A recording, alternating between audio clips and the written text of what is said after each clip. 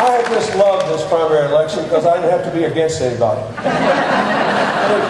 How many times have you been in an election when you walked in and you sort of took a deep breath, held your nose, and said, I'm going to vote for A because I would just die if B got elected?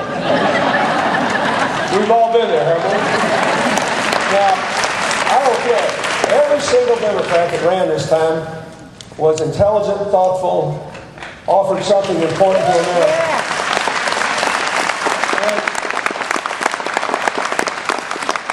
Maybe I'm old-fashioned, and I will say this, I felt this way when I was young.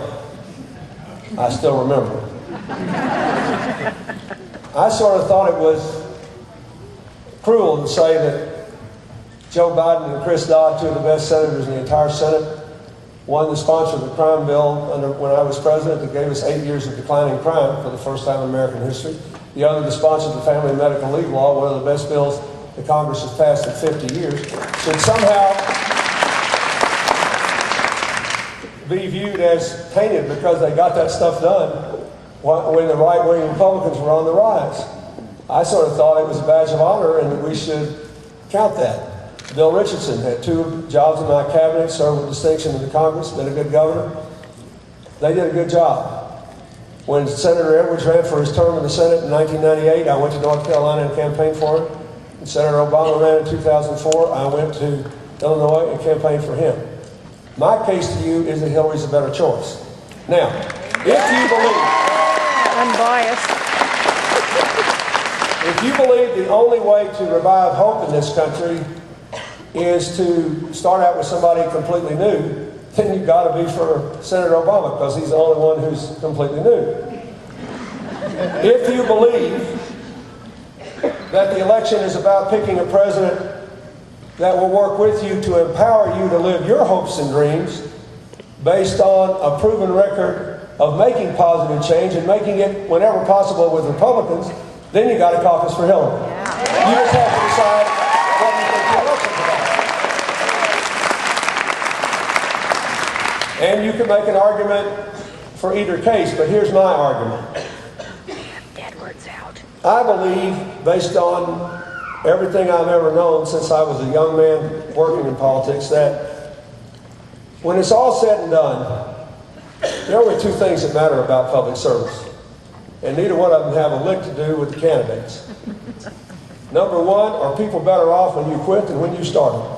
And number 2, do our children and grandchildren have a brighter, more peaceful future ahead of them? Nothing else matters.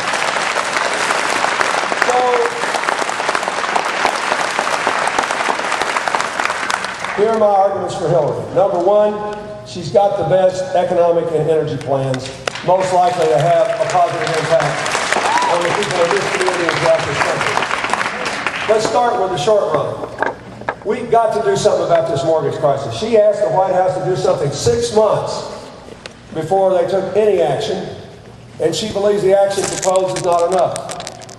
So she would allocate $30 billion in a stimulus package to help the states to deal with this crisis and to help the banks to get over the hurdle of saying no more foreclosures at all for 90 days, and then if you have to rewrite the mortgage, you've got to keep the monthly payments the same for 5 years for everybody that's never missed a payment.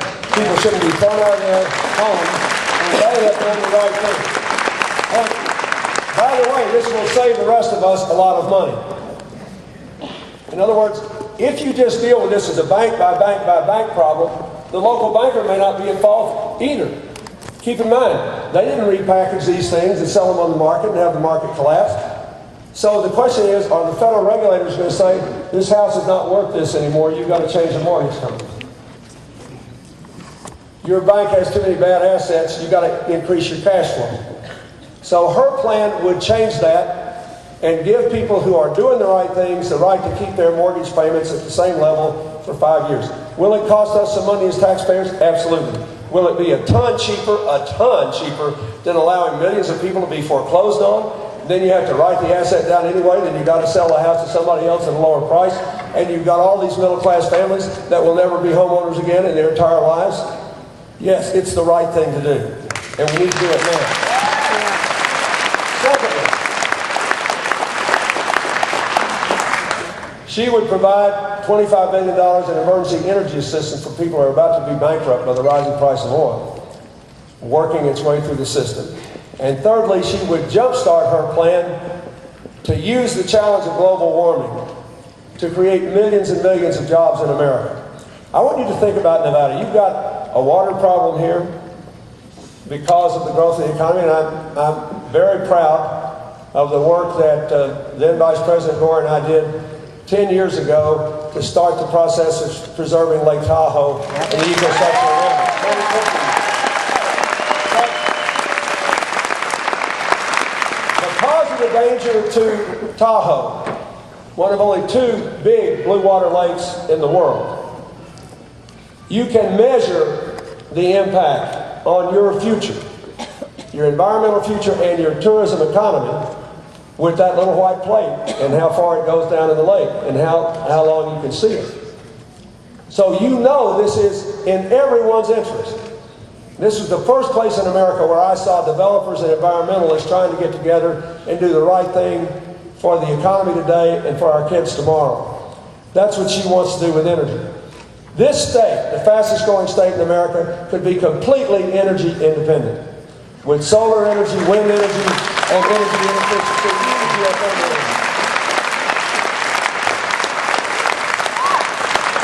I will say again, no president will succeed in the future on the home front unless we create more jobs.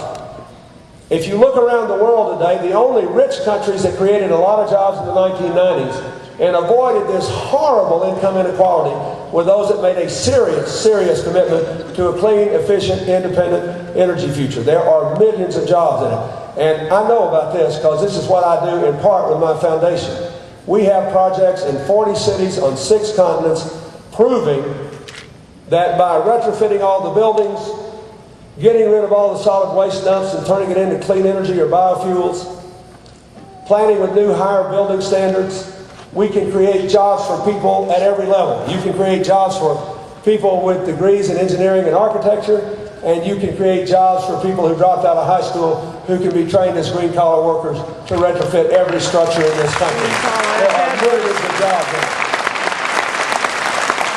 So, we've got a good plan for the economy and a good plan for energy. And let me just say this. If we take this climate change threat seriously, which we must, it will create jobs, it will lower our utility bills and our energy cost of driving around as we go to more and more efficient cars. It will stop us from spending $300 or more billion a year sending it overseas to oil producers who may use that money in ways that violate our values and our interests. And therefore, it will improve our national security. This is a laydown, folks. The reason this economy has been so anemic in this decade is that America got out of the lead for a clean, efficient energy future. Everybody that's done it has generated more jobs. I'll just give you one example. In this decade, Spain, which has a population of 45 million, as opposed to our population of 300 million, just in the last 4 years, they flipped their policy on energy efficiency. They've grown their economy 4%.